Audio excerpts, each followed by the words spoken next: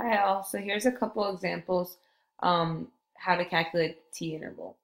For the first problem, we're looking at a sample of 36 homes from a metropolitan area that are built an average of 37.8 years ago with a standard deviation of 10.2. Calculate and interpret a 95% confidence interval for the mean age of all homes in that area. So first, let's notice why this is a t-interval problem and not a z. Here we are given the standard deviation, but keep in mind this standard deviation comes from the sample. That's S, not sigma. They said a sample of 36 homes from a metropolitan area that were built with a mean of 37.8 years ago with a standard deviation of 10.2 with a standard deviation. So that's one of the ways to say sample standard deviation. So in order to do this t-interval, we must know that either we are sampling from a normal distribution or we have a large enough sample size. And remember, that's just n is greater than or equal to 30. So, well, there's nothing in this problem that states it's a sample from a normal distribution, but our sample is 36. That's our sample size. So this is greater than 30. So we have a large enough sample size, so we are able to do a t-interval. So let's first figure out what the value of t is. Since we want a 95% confidence interval, the area in the two tails is just 1 minus 0.95, which is 0.05. And we need the degrees of freedom, which is n minus 1, which is 36, our sample size, minus 1, and we get 35 as our degrees of freedom. So then we can calculate t, given the degrees of freedom, and we know the area of in the two tails. So we're going to go over to the t table,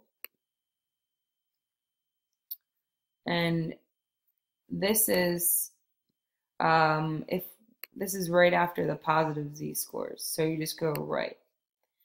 Okay, I'm going to blow it up for you guys a little bit so you can see. Okay, so up here is the area in the two tails, and we just have that as 1 minus 0.95, so we want 0.05. And then on the side, it's degrees of freedom, so we said that was 35. So we're going to go down to 35, and remember, this is the middle column, so 35.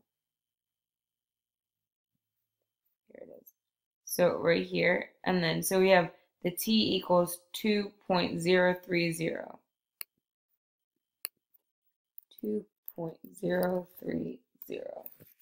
So now plugging in the values in this formula, I'm just going to copy this. We have the mean to be 37.8, and our t we just got as 2.030, and our sample standard deviation is 10.2. Our sample size is 36. So in the calculator, I'm going to solve this. 2.030 parentheses 10.2 divided by the square root of 36, which is just 6, but we'll type it in. So we have 3.451.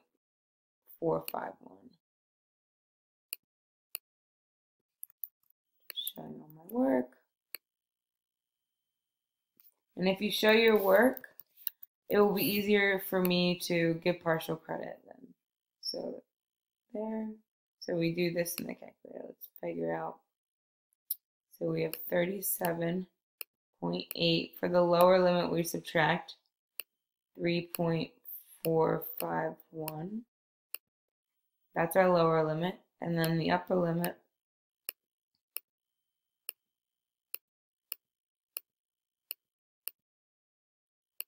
and that's our upper limit. So We have 34.349 as our lower limit. 34.349 as our lower limit. And then our upper limit is 41.251. 41.251. Okay, so our interpretation is we are 95% confident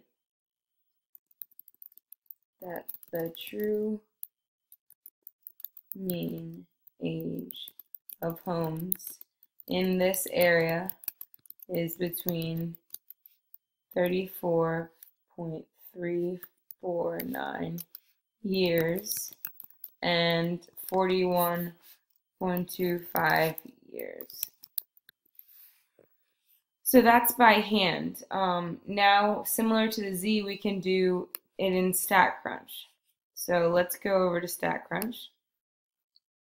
I already have it pulled up. We go to Stat, this time T-Stats, one sample with summary, and our sample mean is 37.8. Our sample standard deviation is 10.2. Sample size is 36. And the confidence interval for mu is 0.95. So we say compute. So it gives us you can see our limits here. They're just about the same. And we copy. And then I also want the same interpretation, so I'm just going to copy that. Okay, so that's one example, but there may be some problems. So let's go to the second example. There may be some problems like this one where you would be given the raw data and asked to find the interval, the confidence interval, which you will just use StatCrunch for these and not by hand. So if you're given the raw data, I won't ask you to do it by hand. So we have a sample of 12 SUVs that have the following gas mileages in miles per gallon. And for this data, we are told it follows a normal distribution right here. So we can use the T interval in this case. So let's go back to, let's copy this. And then let's go back to StatCrunch. Exit out of that. And we can just paste the data here. So, and then we'll go to Stat, T-Stats, one sample, but this time with data. And we select the var1 and the confidence interval. And we just push compute. And now we're given the results, and we just copy this. Put it in our Word document. So we paste it.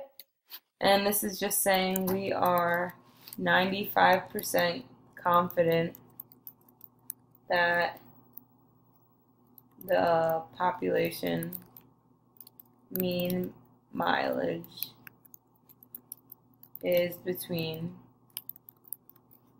8.456 miles per gallon and 11.210 miles per gallon. And that's it.